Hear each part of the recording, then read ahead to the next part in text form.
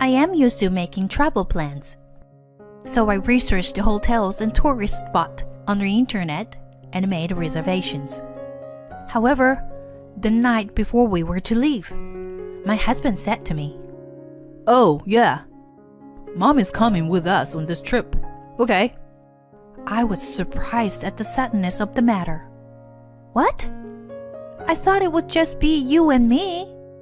"I told you, didn't I?" He's got a nasty way of talking to me. I felt like he was doing it on purpose to annoy me. My name is Erin.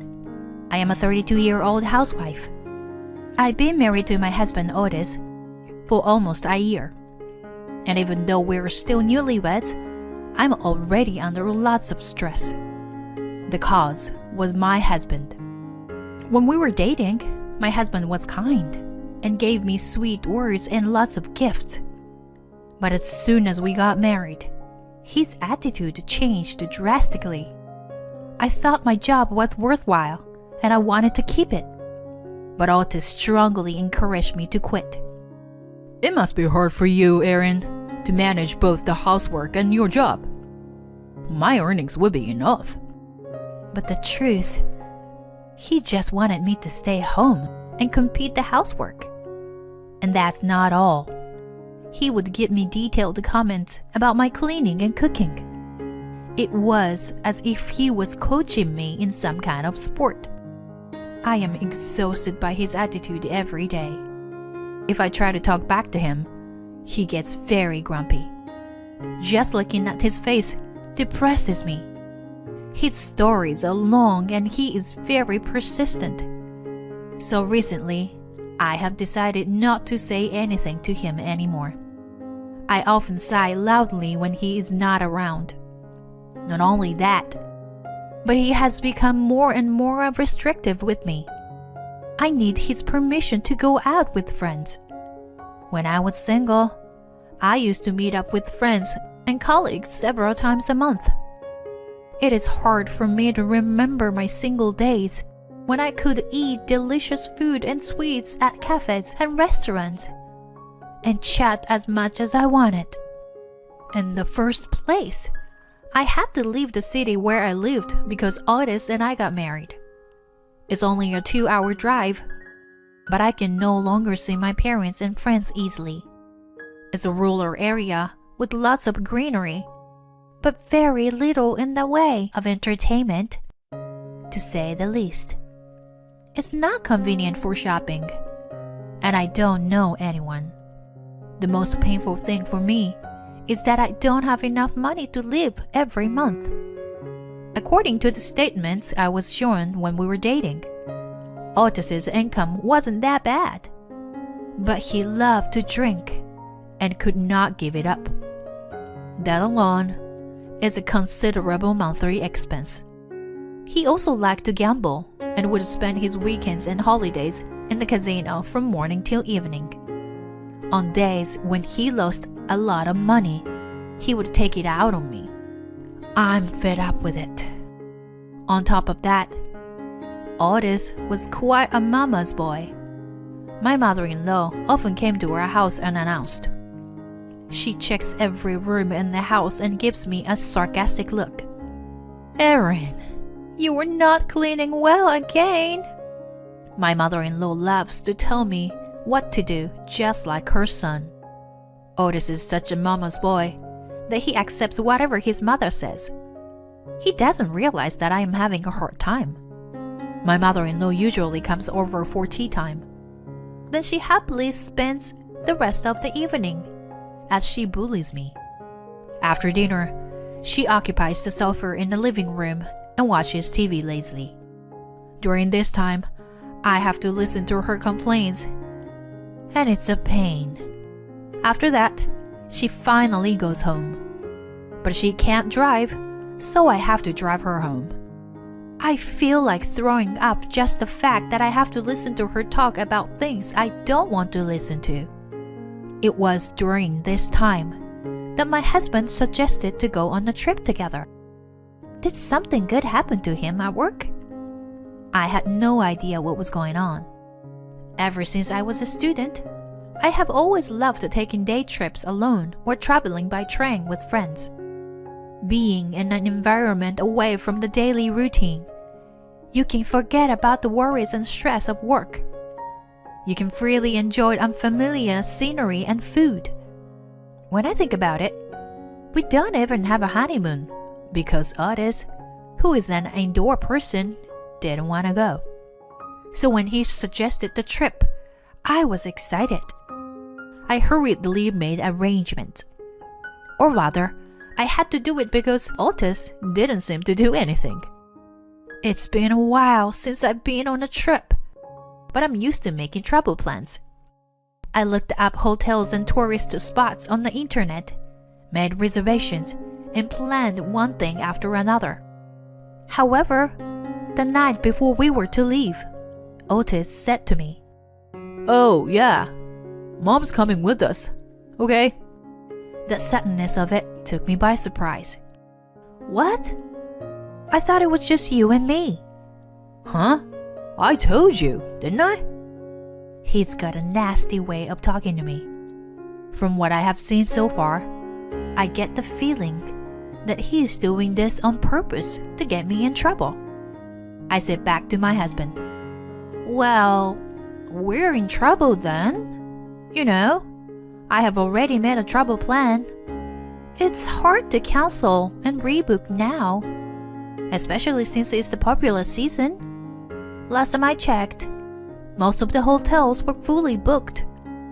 Otis heard that and interrupted me in a mid-sentence. He seemed to be in a bad mood and suddenly became angry. Huh? It's your fault. Damn it. I shouldn't have left it to you. Just rebook or do something. Right now. Okay. I'll try. I immediately started searching on the computer, as if my grumpy husband was rushing me. Then he pushed me further. Hey, this is your responsibility. You have to pay for the trip. Got it? What? Hey, that's... Don't talk back to me. This is a done deal. And if you don't like it, I'll divorce you. My husband said in his most boastful manner. I've seen this happen many times, and I am tired of it.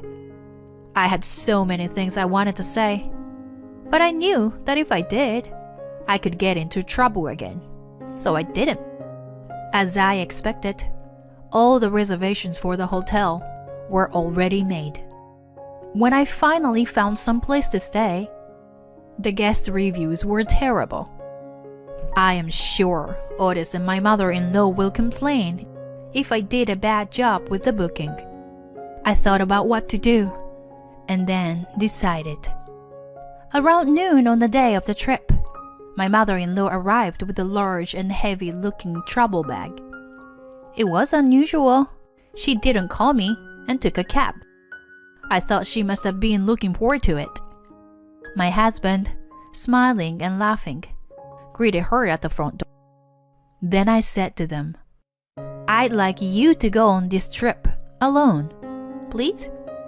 "I'm not going." My husband was quite surprised. He thought I was going to apologize for the travel arrangements. Hey, what the hell? What's that supposed to mean? Explain. Erin, I've been looking forward to this. Well, I told Otis yesterday. I had to make a sudden change and couldn't book the hotel for the three of us. Erin, you are hopeless at everything you do, aren't you? You had all the time and you couldn't even rebook the reservation? As I had expected, they got sarcastic toward me. So I firmly told them, I had originally made reservations for 2 people, so it should be fine. Considering the check-in time, I think you should leave by now. Huh? I'm the one who decides when to leave. Otis seems to be angry at me for expressing my opinion, which is rare for me. If you are not going, who's going to drive? Besides, who will take care of Mom? He's right. I need a lot of help, you know. I'm really tired of the attitude of these two. I guess they think I'm nothing more than a convenient housekeeper. I took a deep breath and cut them off. Otis, you can drive. Besides, I don't have a mother-in-law to take care of any longer. Otis looked at me with a blank stare. My mother-in-law, who was standing next to him, rolled her eyes and looked as if she didn't understand. They both looked dumbfounded, so I continued. To tell you the truth, our divorce has already been in process. What? Divorce? Otis was shocked and was at loss for words. But after a while, he stared at me. What? After your mistake in arranging this trip, you're lying to me? What the hell are you thinking?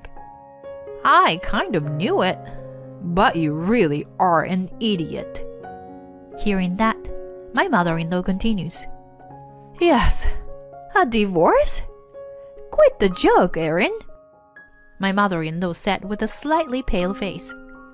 I'm sorry, but it's true. I said that clearly. In fact, Otis had threatened me with divorce many times. When he didn't like something stupid, he did. He seemed to have forgotten all about it, though. The other day, he wanted to threaten me so badly. He even filed for divorce.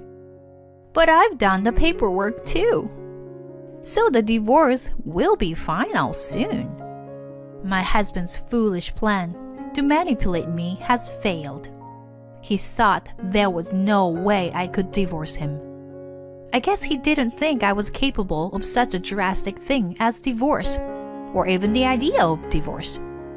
After a while, my mother-in-law said, Otis, let's leave her alone and go on our own. My mother-in-law is a sucker for luxury and fun, so I knew this would happen. And Otis seemed to agree with her. Yeah, you're right. Let's leave this idiot alone and go on the trip. Just you and me, Mom. She'll pay for everything anyway. So, let's enjoy it to the fullest. Maybe it was because he didn't have much time. Or maybe it was because he was in front of his mother. But Otis didn't show his usual overbearing attitude. Then both got into the car and drove off. I, on the other hand, was relieved. That evening, my phone started getting calls from Otis and my mother-in-law. I ignored them for a while, but they were too noisy, so I set my phone in silent. I was just busy packing up my things. When I finished packing everything, I left the house with one suitcase and my purse. It was a house I lived in, but to be honest, I don't have a single good memory of it. I felt refreshed when I stepped out of the house. The destination was my hometown.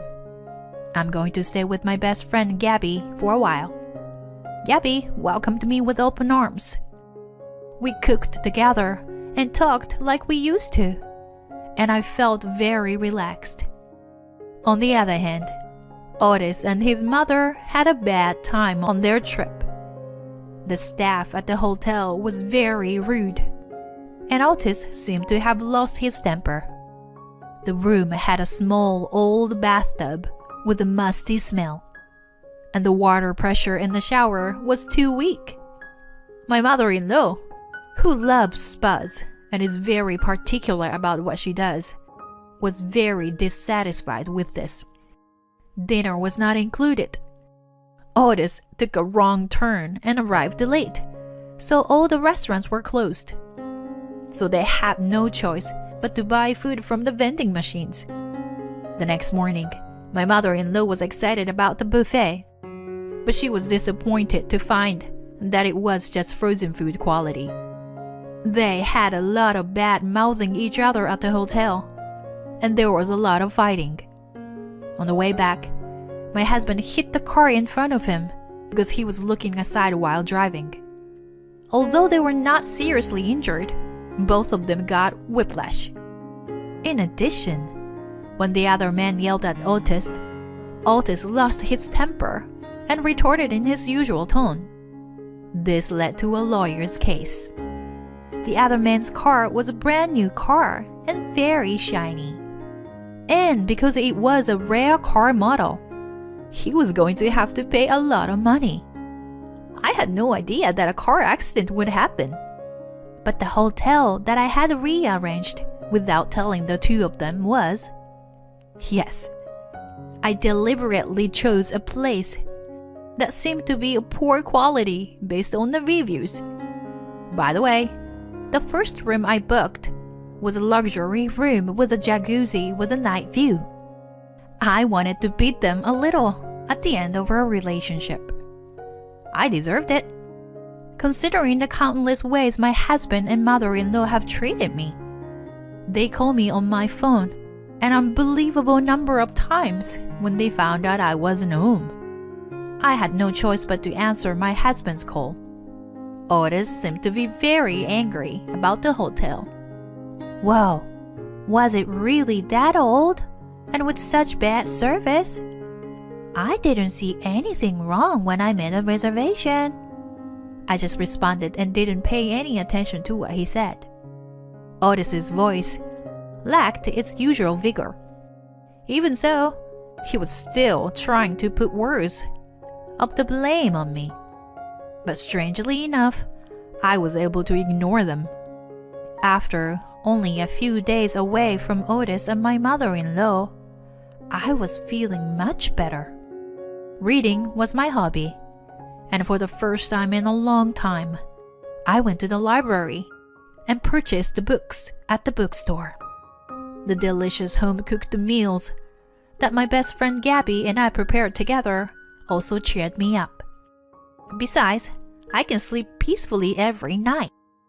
My mind is calm and I can't let most things pass me by. Gabby and my parents were also happy to see my change. As planned, I asked the Otis to pay me for all the horrible things he had said and done to me over the years. I never once did anything terrible. I was just doing what I thought was best for my stupid wife. I'll never pay you anything. At first, my husband was very stubborn and insistent. To my surprise, he even wanted to marry me again. Well, not exactly. I may consider marrying you again, depending on your attitude. He was talking in his usual spurious way. But, of course, I absolutely refused. After listening to his arguments, I opened my mouth. Well, this isn't going to work, so I'm going to apply for mediation. And I will hire a lawyer. As soon as I said that, my husband became quiet, and he showed some reluctance to comply with my request. I think that the issue of our divorce combined with the car accident must have been too much for Otis to handle. Sometime after the divorce, I was able to return to my former job.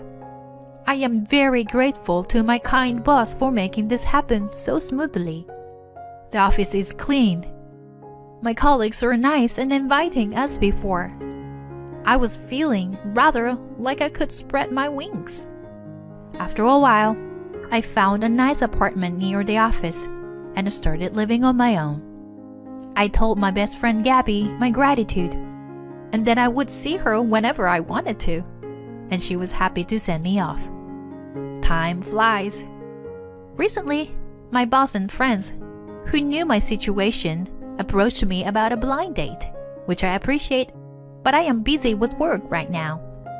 Although the memories have faded, I still sometimes remember the painful days with my ex-husband and mother-in-law. So I am thinking that until I can get my feelings in order, I am not to fall in love or get married for the time being.